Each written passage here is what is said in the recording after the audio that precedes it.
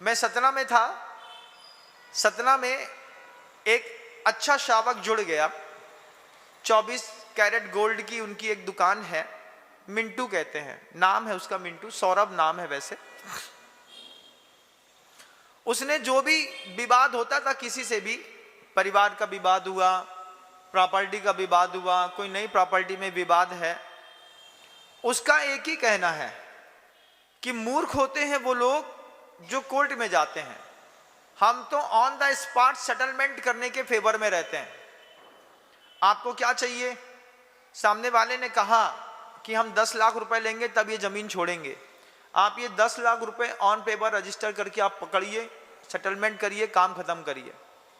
उसने हमको इतनी अच्छी चीज सिखाई, मिंटू ने हमको सिखाया कि ऑन द स्पॉट सेटलमेंट सबसे बेस्ट सॉल्यूशन है, लेकिन लड़ाई सॉल्यूशन नहीं है। एसडीएम से काम है फैसला ऑन द स्पॉट, जिस तरीके से आप चाहते हैं। उसने कहा, हमने एक लाइन पढ़ी थी, शत्रु अगर कोई हो संतुष्ट उसको कर दो।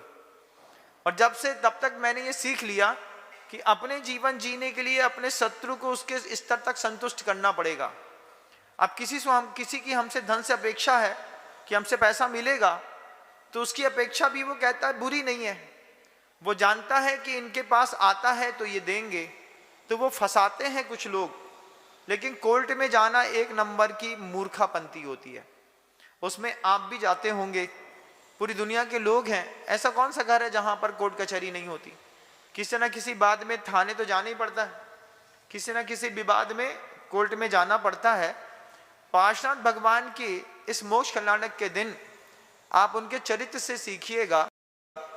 जो गलती पार्श्वनाथ भगवान के जीवन में हुई वो हम अपने जीवन में नहीं करेंगे।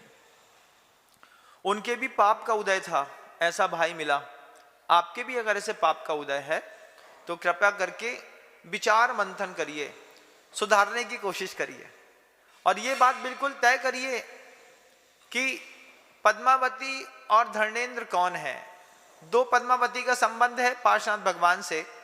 आपके मंदिर के अंदर रखी हुई कौन सी पद्मावती है और उसकी पूजा करने से आपको क्या मिलने वाला है, ये बात भी आप खुद तय करेंगे तो मुझे अच्छा लगेगा। मैं अपने शब्दों को विराम दे रहा हूं। चिंतन के लिए 2-3 बिंदु दिए हैं इस उद्बोधन में। अगर आपके अंतर्मन तक उतरेंगे तो मैं समझता हूं कि आपके लिए एक नया रास्ता खुलेगा, आपका भी मोक्ष मार्ग प्रशस्त हो। ऐसी भावनाओं के साथ गुरुदेव श्री विद्यासागर जी महाराज की जय। जा वाणी के ज्ञान से सूझे लोकालोक, सो वाणी मस्तक नमु सदा देथूं धो। हे जिन वाणी भारती तो हे जपो दिन रैन, जो तेरी शरणागहे सो पावे सुख।